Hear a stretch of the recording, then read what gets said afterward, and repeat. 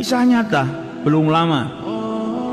Ada orang tua itu kalau sholat di masjid di shaf pertama. Setiap sholat dia di shaf pertama. Sampai pada suatu hari selesai dari sholat baru salam, assalamualaikum warahmatullah, assalamualaikum warahmatullah. Ini orang tua yang biasa di shaf pertama tiba-tiba maju ke depan ke tempatnya imam, duduk di depan imamnya, lututnya nempel dengan lututnya imam. Sedangkan imam ini mesti berzikir setelah sholat. Belum selesai. Ini orang tua tanya kayak orang gesusu, jadi tergesa-gesa.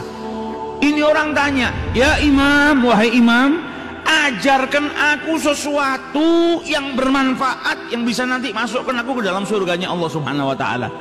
Ajarkan aku apapun itu, sesuatu yang bermanfaat. Maka sang imam bingung, dia masih belum selesai berzikir kepada Allah. Ini orang tua ini tanya terus, ajarkan aku sesuatu. Maka sama imamnya dijawab, qala Nabi sallallahu alaihi wasallam.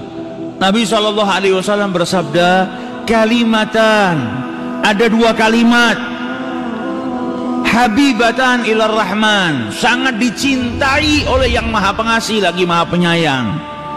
Khafifatan ala lisan, ringan diucapkan di lisan itu. Thaqilatani fil mizan, akan tetapi kedua kalimat ini sangat berat di timbangannya Allah Subhanahu wa Ta'ala. Subhanallah wa bihamdihi subhanallahil azim.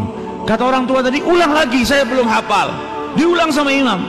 Qala Nabi sallallahu alaihi wasallam, kalimatan habibatan ilar rahman, khafifatan 'alal lisan, thaqilatan fil mizan, subhanallah wa bihamdihi subhanallahil azim.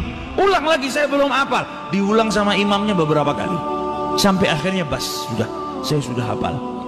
Mulai detik itu ucapannya Nabi Muhammad dibawa sama dia kemanapun, dimanapun dia berada, berjumpa dengan siapapun. Ada pernikahan dia ketemu orang, qala Nabi sallallahu alaihi wasallam, ingatkan orang. Ada dua kalimat dicintai sama Allah, ringan di lisan tapi berat di timbangan. Subhanallah wa bihamdi subhanallahil azim.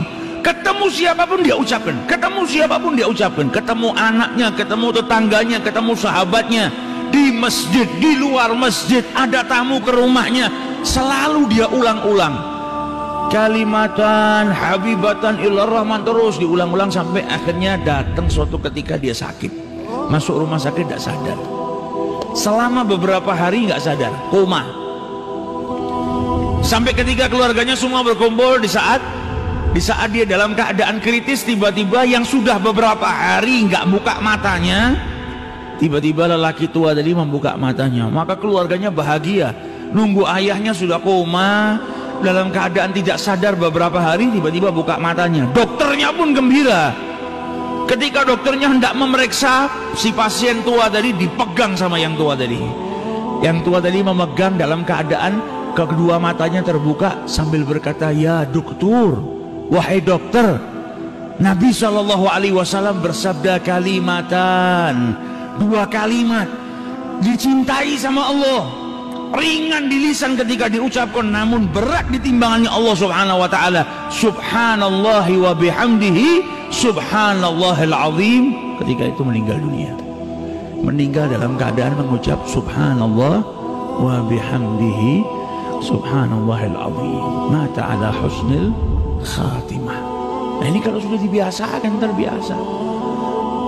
Kalau kita di setiap waktu senggang istighfar, waktu senggang sholawat, ya apa yang kita biasakan itu, insya Allah kita wafat dalam keadaan mengucap itu.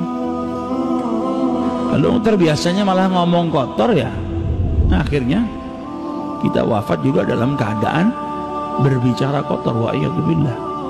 Sukanya ngerasanin orang, akhirnya matinya dalam keadaan ngerasanin orang. Sukanya ngadu domba, matinya dalam keadaan ngadu domba. Wa'iyadzubillah. Namun kalau orang saling berzikir, maka kebiasaannya berzikir itu insya Allah akan menjadikan dirinya wafat dalam keadaan berzikir mengingat Allah Subhanahu wa Ta'ala.